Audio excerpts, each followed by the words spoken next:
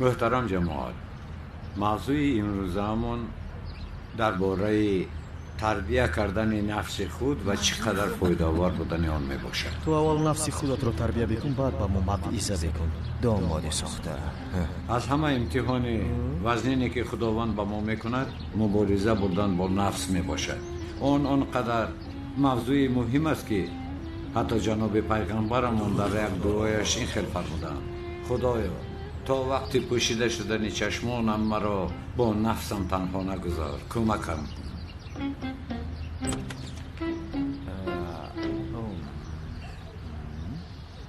السلام علیکم. سلام علیکم. علیکم السلام. انا باز از پشتی تو دیر موندیم. از پشتی من؟ چقدر پشتی من بوده است؟ تو راه را گم کردی، تو با دوچرخت برخوردی. راه رو یترمونیم، چرا با دوچرخت برخوردی تو؟ از کجا دانم برآمد اخی؟ داملا به نماز دیر نمانده ما؟ نه دیر نمانده، گذاره. دعا بکن که حالا سر نکردن نباشد، با که کنان خودت حسابشو میدادی. من به خداوند حسابم را میدم. پیش در تو. یا صبر، این چی گپ هسته؟ ایرک شاگرده کنانم. یک طرف شینه. تو در اینجا چیکار میکنی؟ کارتون چیه؟ نوبکار. یا توبه. داملا اکه کنان سلام گفت، خودش آمده نتوانست از سببی در شعبه بودنش. چی؟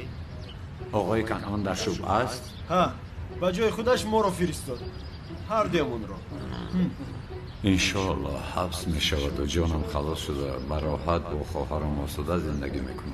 اقلا نکای او بودنم رو میگویم. داملا امروز یا پگاه باید براید، شما خواتیر نشد. انشالله. من به این سن و سال رسیدم این خیل چیز ندیدم. اکی خلی مگر این خیل چیزها رو گفتم ممکن است؟ ایرک زنو. محترم جماعت، خاموش سه تا امر معروف را دوام دهم.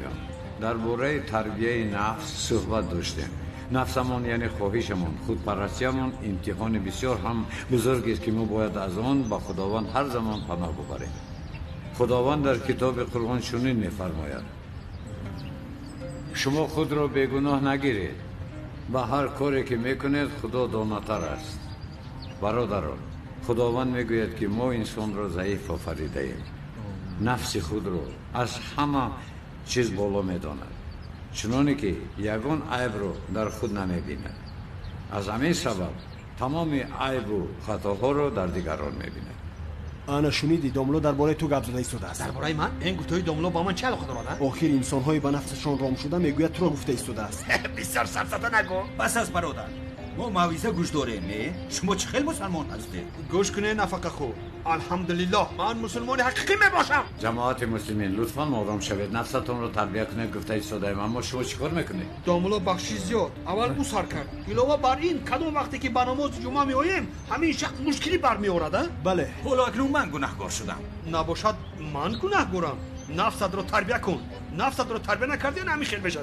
یا خدایا توبه، و این شخص نفسش رو تربیه کرده بینگریده. معقول نیست. گوش نکن، فهمیدی؟ ایرک بس کن اکنون. اکی خلی مرا بس نگو، با آنها بگو آنها گناهکارند. این رو بینی؟ حالا هم مرا گناهکار کرده ایستاده هستن. از این سنت شر نمیداری؟ این چی خیل جماعت ها؟ البته با این خیل داملا همین خیل جماعت زیبنده است.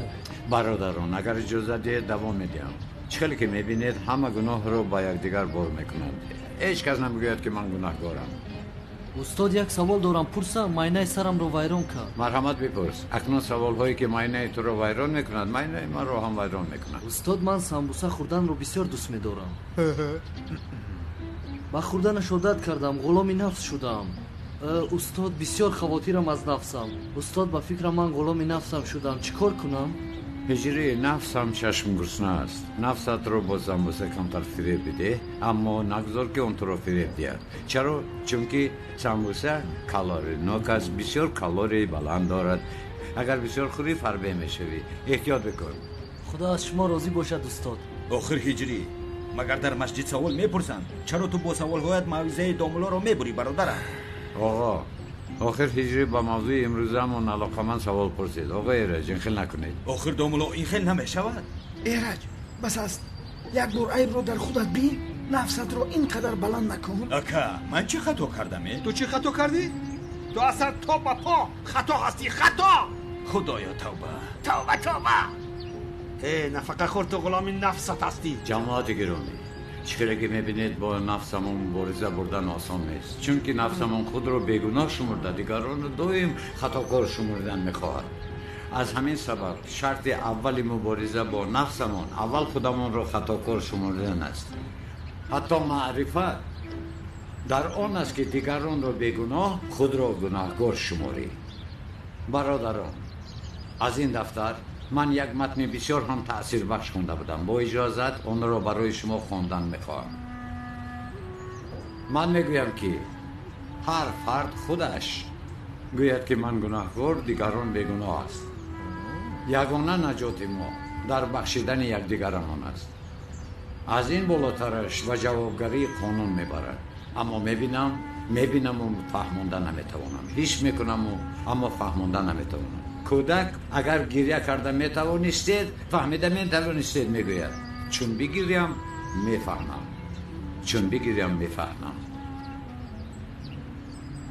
اکنون تمام حساب‌های منطقی‌ام را از دست دادم. حتی چنان از دست دادم که اگر در امریکا یگان جنایت صادر شود و در تمام دنیا پرسند که قاتل کیست، من هم گفته فریاد زده میتوانم. گناه کودکان بیخانه و در کوچه خواب رونده برگردن من است. چون با بیمارخانه درآیم، یگان شخصی را بینم که بیماری سرطان دارد، عجبا فکر میکنم که با این من گناهکارم. من چی کردم و در بطن مادرم، در خون پدرم کدام گناه و کدام جنایت را صادر کردم و عجبا کدام پاکی را ناپاک کردم و خودم را جوابگری تمام بدی ها میبینم، خودم را گناهکار میسازم. اما بسیار انسان های هستند که نفس خود را اداره کردن نتوانستند و غلام او شده حیات خود را دوام داده رفته ایستادند و از اون بخبرند که چی ستم بزرگی بر خود و به جان خود میکنند و آنها از جمله شخصان نادانند. بله محترم جماعت، در همین جا امر معروفی امروز همون انجام می‌یابد. جمعه مبارک. Allah'ım